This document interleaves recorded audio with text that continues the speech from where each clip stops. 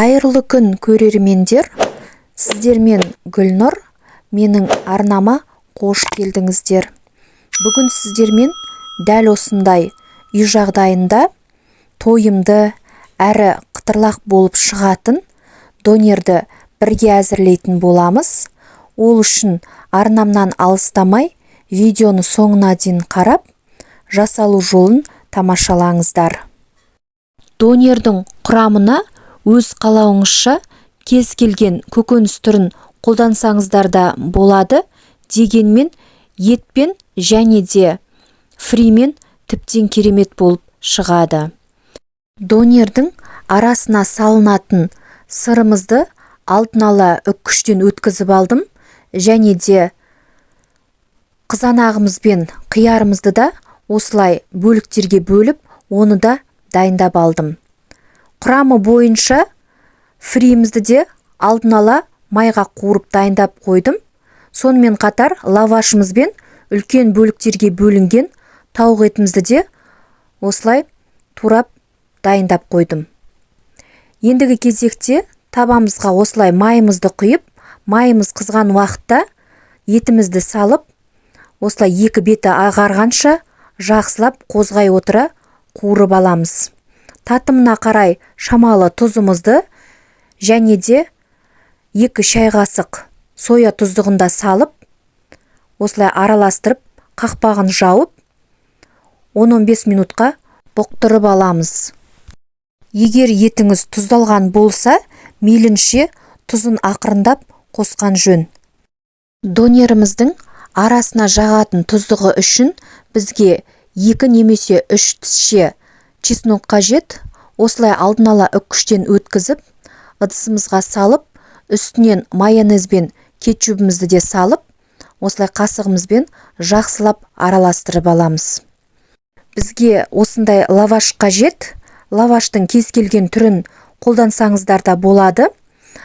Тұздығымызды осылай кондитерлік қалташыққа салып, және де лавашымызға шамалы көлемде жағып алып, оның үстінен үккіштен өткізілген сырымызды салып аламыз.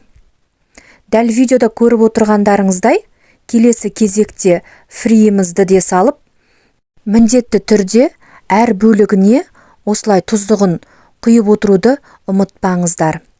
Келесі кезекте қызанағымыз бен қиярымызды да салып, тағы да тұздығын жағып аламыз.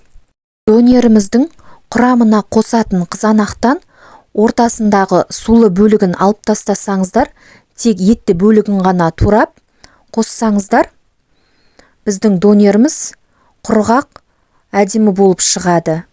Осылай үстінен алдын ала қуырып алған тауық етімізді және де тағы да үккіштен өткізілген сырымызды салып, ендігі кезекте орауға кірісеміз.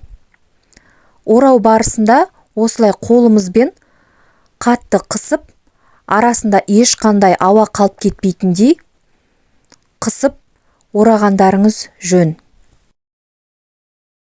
Сонымен қатар қазақ тілді контенттің кеңінен дамуына аз да болса өз үлесіңізді қоса отырыңыз. Ол үшін каналыма тіркеліп, лайктарыңызды аямай басып, пікіріңізді қалдыра отырыңыз. Әрбір жазылған пікірді мен міндетті түрде оқып, кері байланыс жасайтын боламын. Ал каналыма тіркелмеген жаңа көрермен болсаңыз, міндетті түрде подписаться қара батырмасын басып, тіркеліп алыңыз. Алда сіздермен кереметтей бір жасағаннан шығатын рецепттермен бөлісіп отыратын боламын, және де каналымды жақындарыңызбен бөлісе отырыңыздар. Барлық лаваштарымызды дәл осылай тығыздап орап аламыз. Дәл осы құраммен менде 5 дана донер шықты. Қызып тұрған табамызға ешқандай май құймай, осылай 2 бетін қызартып қуырып аламыз. Міне біздің донерлеріміз дайын, өте дәмді әрі тойымды, сонымен қатар қытырлақ болып шықты. Лавашты кез келген дүкеннен таба аласыздар, немесе үй жағдайында жасасаңыздар болады. Рецепт пайдалы болса, лайктарыңызды аямай, өз пікірлеріңізді қалдыра кетіңіздер. Назарларыңызға үлкен рахмет. Сіздермен болған Гүлнұр, ал бізге ас болсын.